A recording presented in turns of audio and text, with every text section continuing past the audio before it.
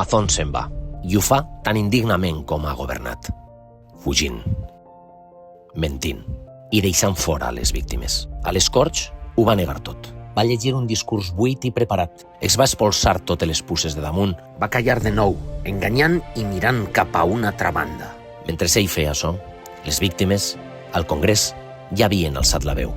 Van parlar de dolor, de desemparament, i milers de persones eixien al carrer una vegada més per exigir veritat, per dir prou. I mentrestant, el PP l'ovacionava. I ara negocien el nom del president a Madrid, entre Feijóo i Abascal, sense urnes, sense el poble, sense vergonya. Però nosaltres no podem. Les víctimes parlen.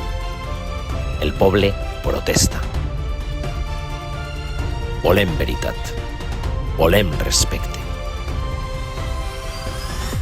Volem votar.